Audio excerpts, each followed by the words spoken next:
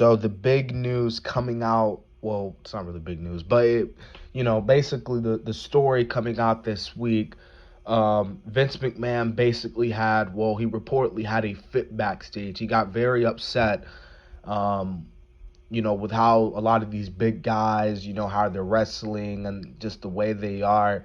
And basically what he did, he sent them down to Performance Center, where I believe on Tuesdays and Thursdays, they have classes at the PC that is being trained by Adam Pearce, who is a WWE official, and Drew Gulak. One of these three main wrestlers, one main in particular, Keith Lee, Otis is one, and Omos, who is AJ Styles' bodyguard. But the reason why this exchange has caused an outrage among the wrestling fans, because Keith Lee was Keith Lee was one of the main guys that was sent down to the Performance Center. And the problem that a lot of, wrestling fans see this, because they know how Keith Lee is. If you've seen Keith Lee wrestle on the independent scene, if you've seen him wrestle on NXT with his matches against Dominic Dijakovic, if you've seen how just Keith Lee is, you know that Keith Lee is the big deal. Like, dude, I even said it last year. I mean, I didn't do a video on it, but last year when he had that exchange with Roman, I said, you know what?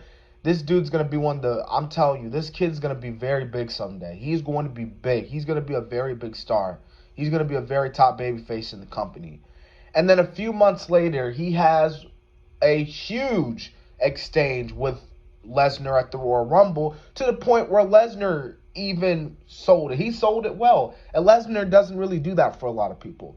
But when Lesnar does it, he sees potential in that star. And I think with Lesnar, with Keith Lee, I guess he saw something with Keith Lee and he sees that potential with Keith Lee. But Vince, I guess he didn't like the way Keith Lee wrestled.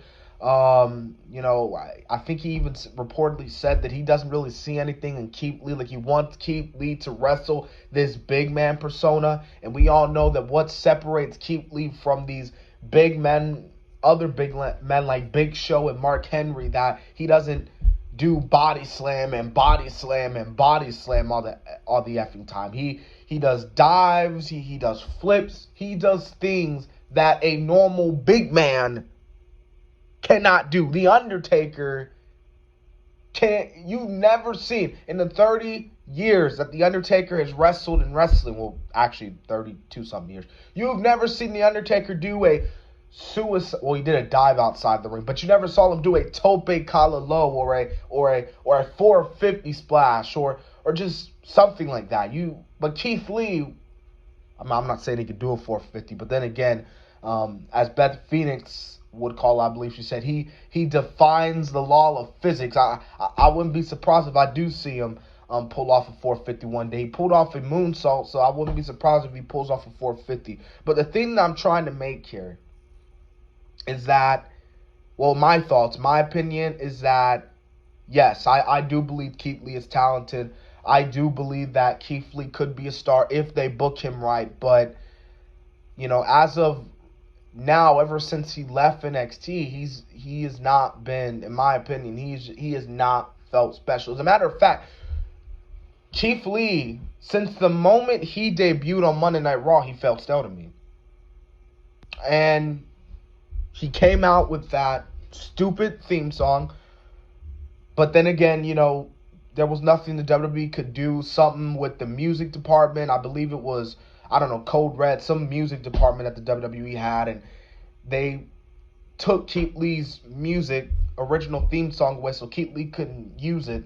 He has a new theme song now, which is way better than when he debuted on Raw. But then when he debuted on Raw, he debuted in that skirt. And then now, Keith Lee, he doesn't even wrestle with a shirt off anymore. He wrestles with the shirt on now. It's like Vince told him, bro, like, you're a little bit too big. Cover up or something. But then again, Samoa Joe has his shirt off when he's wrestling, but I don't know. Maybe it's just Keith Lee. But, yeah, like, I'm telling you, man, like, Keith Lee, man, I'm telling you.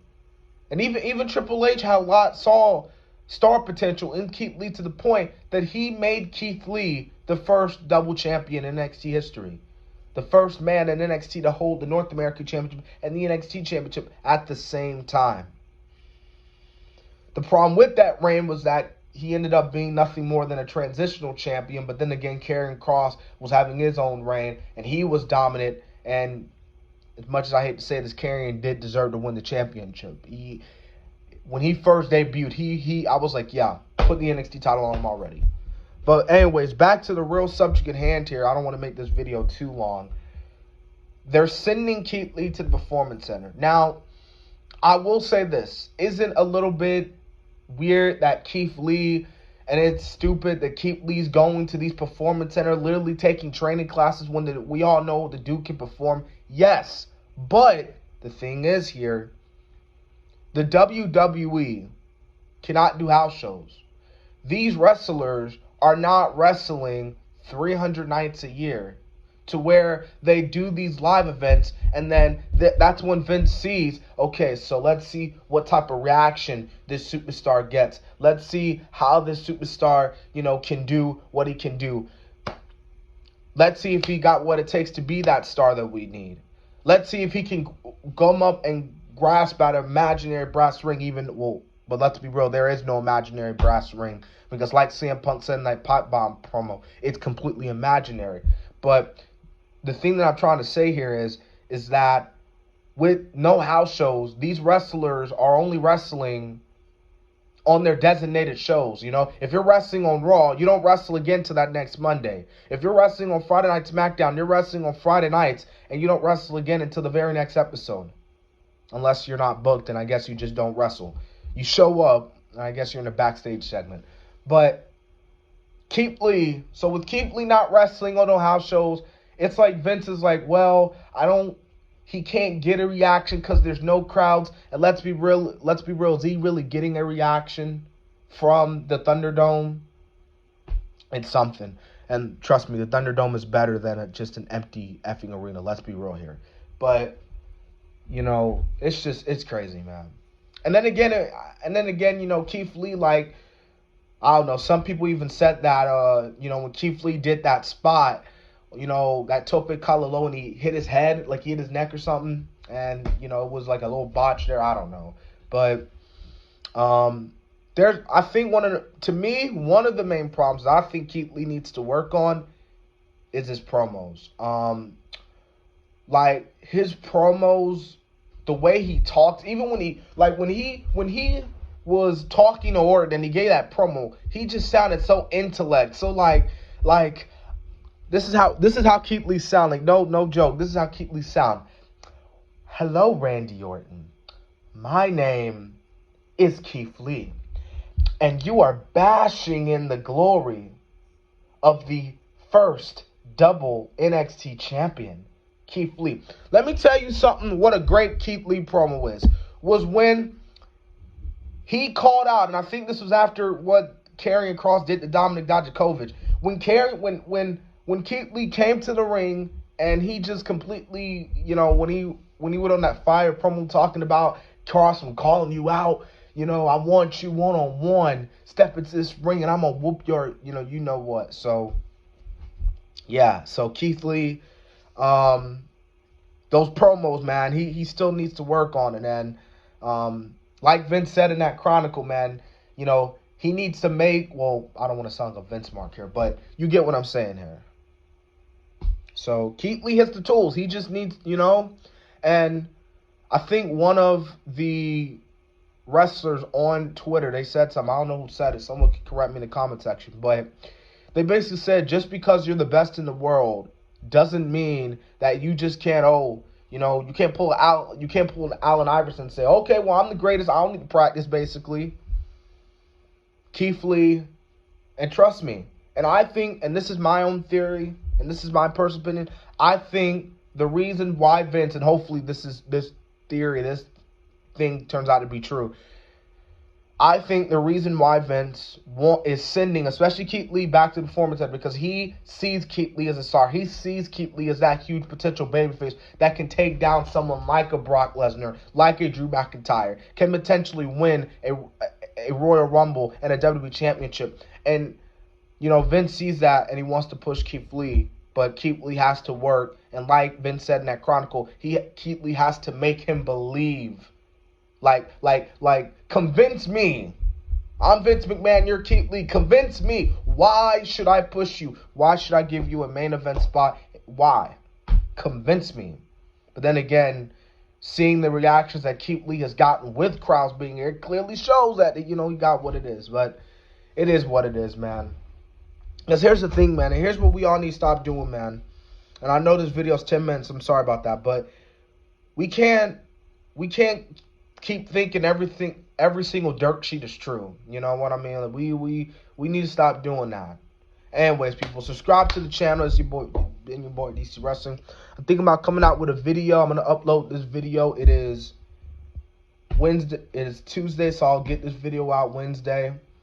Well, yeah, Wednesday, or But oh, and another thing, man. Subscribe to the channel. I went on my analytics and I saw how a lot of you, number one, you watch the video, like you click on the video, but then you only stay for about 2 minutes and then to click off the video, but you don't actually give time to watch the video. You know what I mean?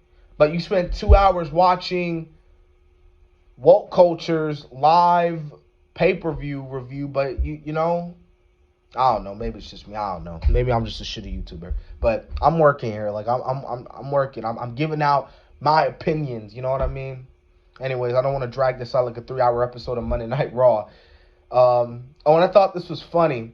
Why is Keith Lee going to the Performance Center, but Nia isn't? Nia has shown that she has poor physique.